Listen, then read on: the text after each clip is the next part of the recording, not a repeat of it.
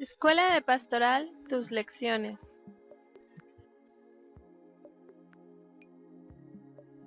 Lección número 26. La voz de Dios. La ley de Dios es valladar que mantiene dentro del camino. La moral cuenta con elementos de juicio, de advertencia, de apremio, de sanción y de remuneración en bien nuestro, a fin de que podamos llegar a nuestra meta final que está en Dios, hacia la cual caminamos día a día de nuestra vida inexorable. Dios, antes de enviar la salvación al hombre, le proporciona un auxilio más por medio del decálogo, que no es otra cosa que la misma ley natural que había desde el interior del corazón, promulgada solemnemente y grabada en forma escrita, para con el conocimiento inexcusable y recuerdo imborrable que mantuvieran al hombre dentro de los límites de la moral. Así la ley natural fue grabada por Dios en el interior de cada hombre, el decálogo, en cambio, es el decreto formal de la misma ley, que se promulga para todo un pueblo. De aquí que Dios hubo de esperar por siglos hasta la instalación de Israel en el desierto, ya libre y constituido nación para decretar su ley. Dentro de un ámbito de manifestación del poder y la grandeza de Dios fue realizada su teofanía. En medio de esa solemnidad el Señor promulgó su ley, la que en su corazón habían conocido los patriarcas, la que habría de ser columna vertebral y escudo defensivo de la moral de un pueblo.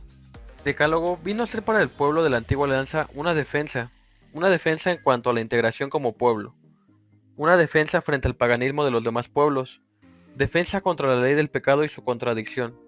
De este modo, a la manera de una valla que impide salirse del camino sin darse cuenta, el decálogo impedirá en adelante el desvío. Por tanto, si la ley no justifica, sino que tan solo guía, el hombre permaneció después de promulgar Dios el decálogo en la misma actitud de espera de la salvación hasta el advenimiento de Cristo. San Pablo compara la vida espiritual con la vida física y encuentra que, así como siendo niños necesitamos del cuidado de alguno, pero ya adultos debemos regirnos por nosotros mismos. Así en la vida espiritual, la adultez por la gracia vino a remediar la infantilidad de la ley por Jesucristo. Así que ya no debemos ser comparados con el esclavo por obedecer la ley por temor al castigo, como aquellos que temblaban a la vista del poder de Yahvé, sino que, como hijos, hacemos la voluntad. El apóstol va más adelante en esto y concluye que los que han creído en Jesucristo se han liberado ya de la ley. Por otra parte, tenemos una aparente contradicción entre esa doctrina de San Pablo y el gran respeto que Jesucristo manifestó por la ley.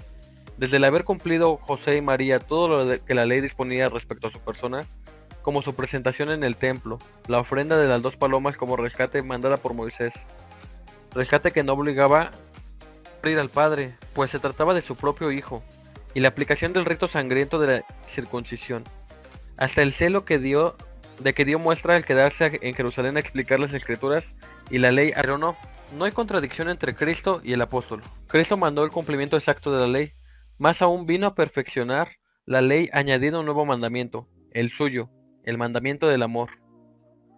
Os doy un mandamiento nuevo, que os améis los unos a los otros, que como yo os he amado, así os améis también vosotros los unos a los otros. Ahora podemos entender por qué San Pablo habla de que por la fe en Cristo hemos sido liberados de la ley. Esta liberación no es la anulación, sino superación, y esta se consigue por medio del amor en la medida del amor de Cristo. La disposición que tenga el cristiano para cumplir con el mandamiento del amor puede servirle como índice de su madurez cristiana. Si su amor a Dios y a sus hermanos llega a revestir de formas de aceptación y de servicio a Dios en sus hermanos, a pesar de los defectos de estos, ya ha madurado en la medida. Podemos concluir nuestra lección afirmando que solamente necesita el peso de la ley del decálogo aquel que no ha podido madurar hasta la ley del amor, porque ese necesitará todavía de ese valladar que lo contenga dentro de la justicia y le advertirá cuando la viole. El decálogo es la misma ley natural aplicada por medio del temor. Cristiano maduro es el que cumple el decálogo por el amor y no por el temor.